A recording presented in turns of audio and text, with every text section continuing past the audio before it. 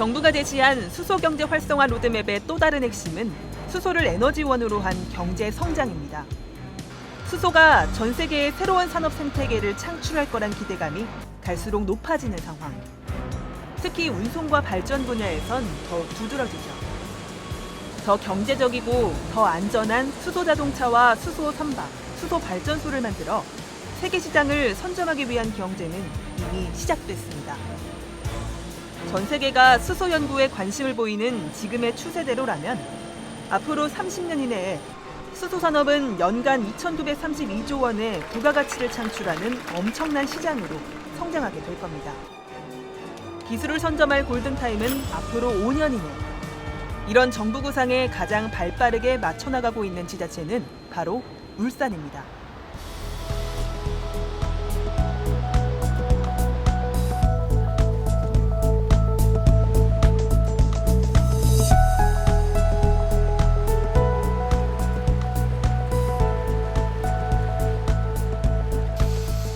(365일) 불이 꺼지지 않던 도시, 대한민국의 산업수도 울산. 한 해 수출액이 100조가 넘는 부자 도시였지만 친환경 기술이 화두로 떠오르면서 위기가 시작됐습니다. 산업은 쇠퇴의 길로 접어들었고 도시의 경제 상황도 어려워졌습니다. 올해 초 울산은 전국에서 가장 먼저 수소산업 선도도시를 선포합니다. 저희들이 이제 기존의 주력 산업이 석유화학, 자동차, 조선이었거든요.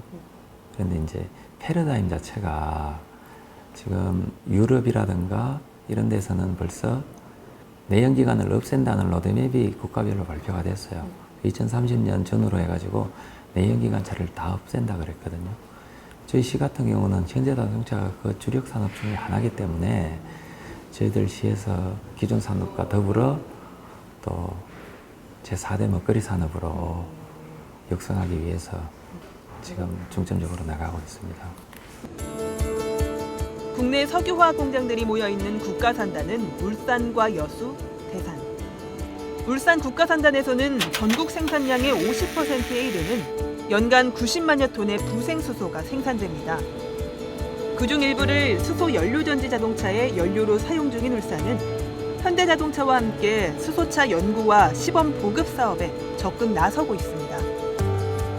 울산시의 지원 덕분에 울산에서 유통되는 수소 가격은 1kg당 7,000원으로 국내에서 가장 저렴합니다. 수소 연료전지 자동차 구매자에게 주는 보조금도 전국 17개 지자체 중 가장 많아 보급률이 가장 높은 도시로 꼽힙니다. 중간중간에 그 수요 변동에 따라서 저희가 맞춤식으로 지금 생산을 대응을 하고 있습니다. 가장 큰 거는 이제 정부 보조금 혜택을 주는 차이기 때문에 보조금 혜택을 각 지자체별로 할당을 받고 있습니다. 그래서 그 할당량에 따라서 사실 그 판매가 되고 있고요. 19년도에는 울산이 가장 많아서 1,000대 기준으로 지금 할당을 받고 있습니다. 그래서 현재 울산이 가장 많은 수요처로 돼 있고요. 그 이외에 창원, 서울, 광주 일부 그 지자체들마다 각 그 할당별로 지금 보조금 혜택을 지금 받고 있습니다.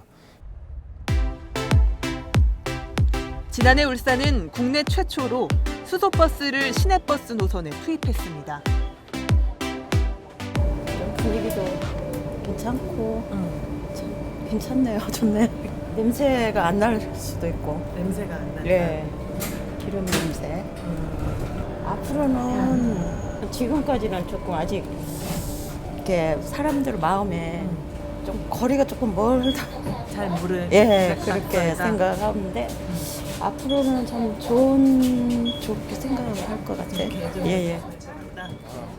앞으로 좀 더 기술적인 부분이 보완이 되고 이렇게 되면은 지금 현재 그 가솔린이나 일반 주유소처럼 안전하다고 생각합니다.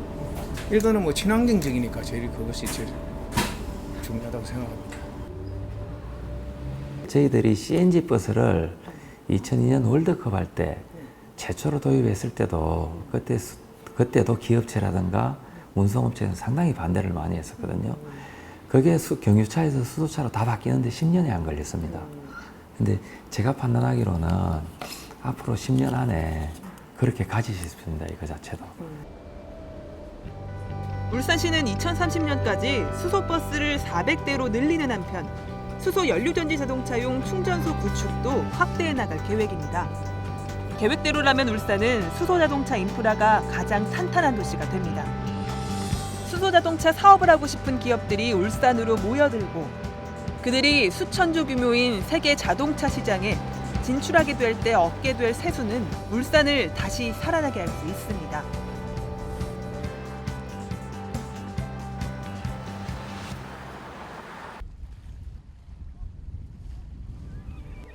울산이 국내 수소자동차 선도도시라면 부산은 수소선박 선도도시가 될 전망입니다. 국제회사기구인 IMO는 내년부터 외항 대형 선박들의 선박 연료유 황함유량 허용 기준을 대폭 낮추고 2050년까지는 탄소 배출가스를 2008년 배출량의 절반 이하로 감축하는 규제를 채택했습니다. 내연기관 선박 대신 LNG 선박을 이용한다 해도 탄소 배출가스 허용량을 맞추기는 어려운 상황. 전 세계 조선업계는 수소 연료전지 추진 선박으로 눈을 돌리고 있습니다. 부산시는 기회를 놓치지 않았습니다. 올해 중순 부산에는 국내 최초의 수소 선박 기술센터가 들어섰습니다. 앞으로 우리나라에서 수소 연료 추진 선박 혹은 액화 수소 운송 선박을 개발하기 위한 기술들을 확보하는데 여러 가지 필요한 내용들, 즉 시험 평가 설비라든지 하는 것을 구축하는 게 주요 목적입니다. 선박에 특화되어서 집적된 형태로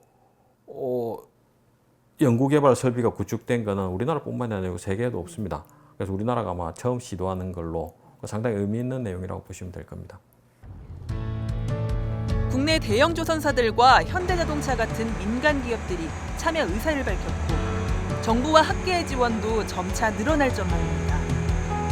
앞으로의 목표는 중소형 선박으로까지 판로를 넓히는 것. 초기 단계인 수소 선박의 성능을 검증하려면 다양한 실증 연구 대상이 필요합니다. 출력이 낮은 제품을 시작으로 기술을 보완해 나가려면 대형 선박보다는 연안을 다니는 중소형 선박이 안성맞춤이기 때문입니다. 디젤 엔진을 주로 쓰는 연안 중소형 선박을 현대화할 수 있는 기회이기도 합니다. 선박에서 발생되는 이제 그 오염 물질이 지금 현재 이슈화되고 있는 노 디젤 차량 그 정도 수준이라고 보시면 될 겁니다. 대기를 오염시키고 있기 때문에 여기에 대한 이제 규제를 시작을 해야 될 필요가 있고 자동차에서 사용하고 있는 이제 그 수소 탱크를 바로 적용을 해서 중소형 선박에는 사용이 가능하지 않을까라고 생각하고 있습니다. 정책적으로 이제 국가에서 이제 규제라든가 또는 이제 뭐 공급을 했을 경우에 이제 어떤 혜택이라든가 이런 면에서 정책적으로 추진을 해야 될 것 같습니다.